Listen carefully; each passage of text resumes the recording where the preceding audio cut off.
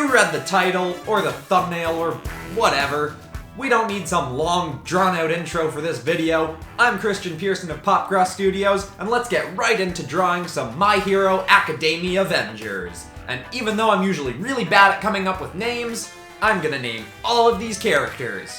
But if you have a better name for any of these, leave it in the comments below, because it's probably better than what I come up with. Okay, let's get into it. Now this first mashup was the one that made the most sense to me right off the bat. I'd originally thought of mashing up Captain America with All Might, but quickly realized that there was a better match for All Might, and there was no better match than Captain America and Deku. They just both started out as really skinny kids with no power who were super weak, but they had a lot of determination and courage, and they really wanted to help people out, and then they got their abilities, and they just became two of the coolest heroes in their respective universes. I really love both of these characters in both their franchises. They're probably my personal favorite. And in terms of this design, I kind of go a lot more Captain America than Deku. I kind of just take the Captain America costume, and the reference image I'm using is from promo artwork for Avengers Endgame, where he's finally got that sort of scaly-ish texture that he often has in the comics. So I use most of that costume for this. The elements I take from Deku's costume are the fact that it's a little bit floppier at parts, because Deku, he gets pretty buff, but he's not like big and bulky. He's kind of more just like skinny muscular, and so I kind of make this Captain America pretty skinny looking, almost like it's Steve Rogers before he got the super soldier serum.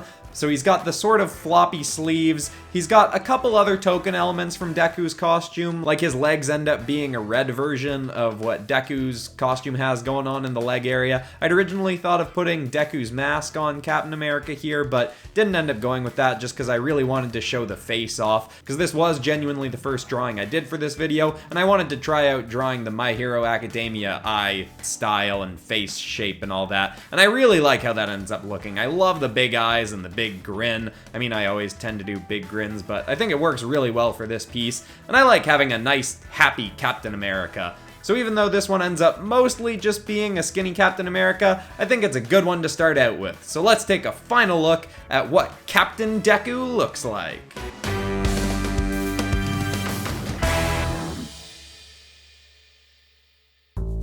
Now this one is definitely the weirdest combination, but it ends up probably being my favorite, largely because of the pose. Like, it's definitely the most dynamic pose of all the drawings I do in this one, besides maybe the Spider-Man one I have coming up. But anyway, sticking with this one, Rocket Raccoon and Bakugo. It's not, right off the top of my head, something that I would have thought of. I knew I had to do a piece with Bakugo, and it took me a while to try and figure out who I could mash him up with. I couldn't think of anyone personality-wise that was a great matchup. I thought maybe Iron Man, but I had a better idea for Iron Man, and eventually I just was in the mindset of, okay, he's got like crazy big weapons on his hands. I mean, they're there to help with his powers, but he's got giant grenades on his hands, and that just kind of made me think of Rocket Raccoon, because Rocket Raccoon's always got some kind of giant gun with him, and I was like, okay, this is a weird idea, but let's just lean into it. Let's have Rocket Raccoon using those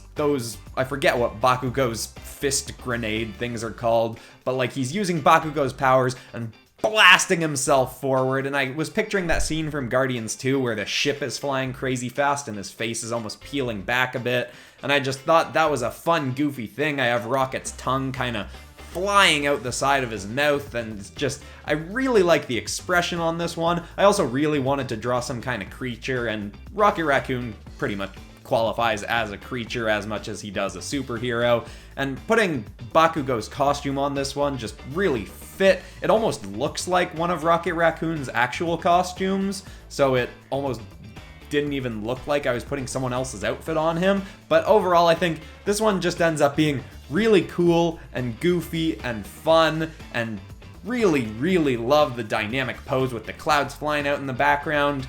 So anyway, let's take our final look at Rocket Bakugo.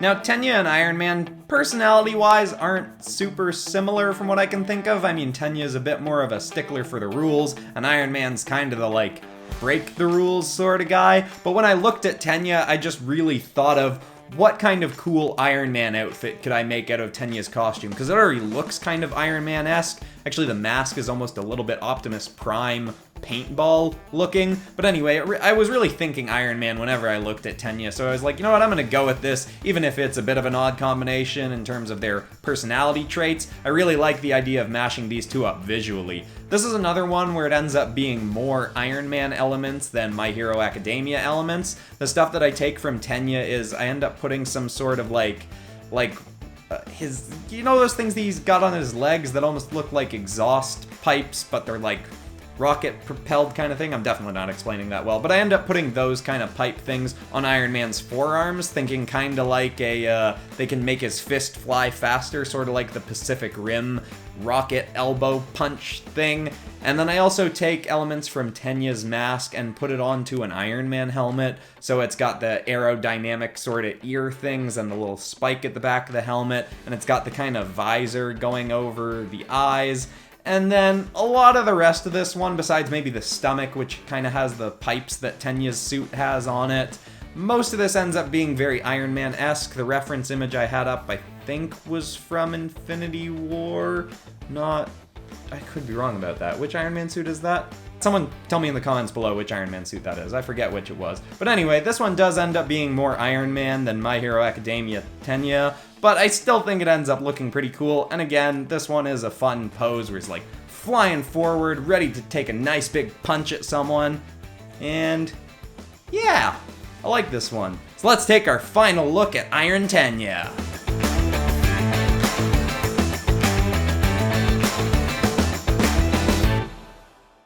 Okay, so now we're moving on to another one that was a bit of a weird combination, and admittedly, going into this video, I was thinking of it more as taking the Avengers and putting them in sort of My Hero Academia style costumes, but it turned more into mashups, and with this one, I actually kind of take Froppy and put her in a Spider-Man-ish outfit with Spider-Man's powers, because partway through this video I realized that I didn't have many female characters lined up. I really like this combination because they both have like jumpy powers and can be really dynamic in terms of their pose. So I knew I wanted to combine them, but it was kind of a late addition to go, okay, I'm gonna make this more Froppy than Spider-Man.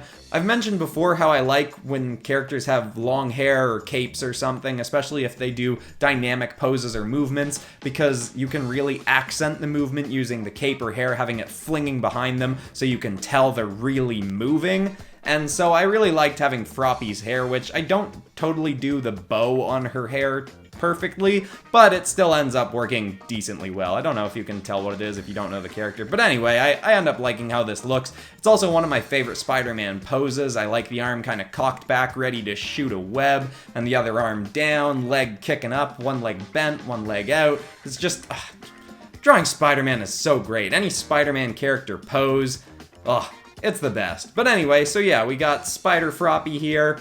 Don't know what else to say about it, so let's take our final look.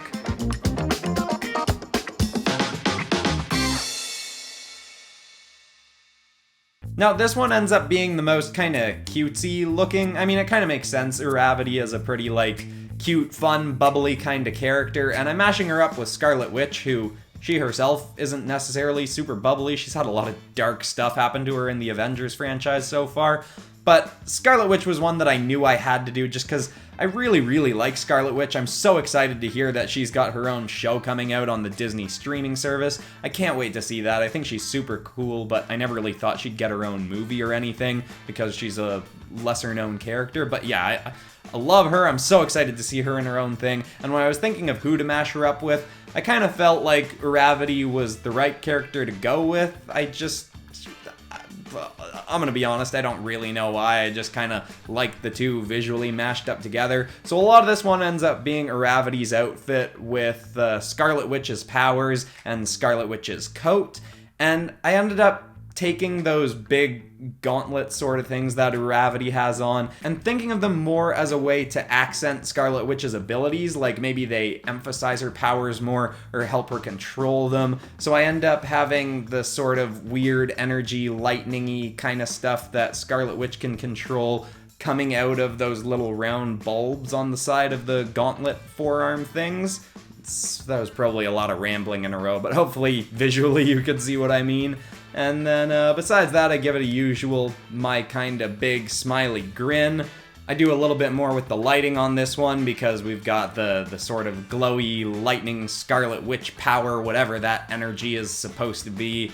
And I think this one ends up being fun and kind of cute. Not one of my favorites of the batch, but it's pretty good. So let's take a final look at Scarlet Witch.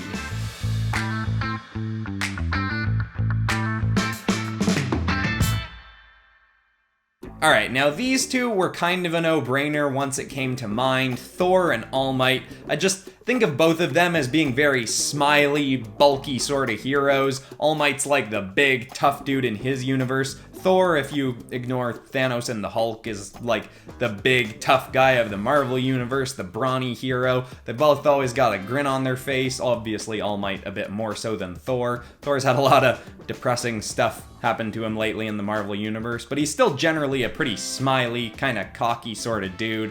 And this one ends up being what I think is the most successful mashup of all the ones I do in this. I think it's got the most mixed elements from the two of them. I end up using All Might's hair with Thor's sort of facial hair. I use that sort of blacked out eyes kind of thing that All Might always seems to have, where you can't really see his eyes, which almost makes him look a little bit creepy, but I think it ends up looking pretty cool. When I was in the inking stage, I was a bit worried that I'd messed it up, but once I get all the lighting and shadowing in there, I think it ends up being really good. I also end up putting a bunch of lightning and sparks on Stormbreaker as he's holding it up in the air, and I use that as the main source of light, casting shadows on everything else, besides having a bit of rim lighting on the outside away from Stormbreaker later in the drawing, as I'm one to always do, and I think that's what makes this piece better than it should have been, because I don't love the pose on this one. I just really like the lighting, and I think that kind of saves the piece from being a bit too boring.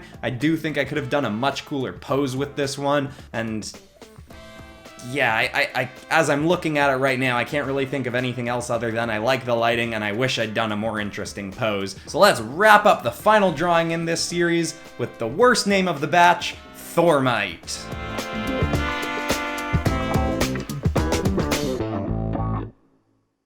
Alright everybody, let me know in the comments below which of these was your favorite. Are there any characters that you wish I'd done mashups for, or do you want to see something like this again?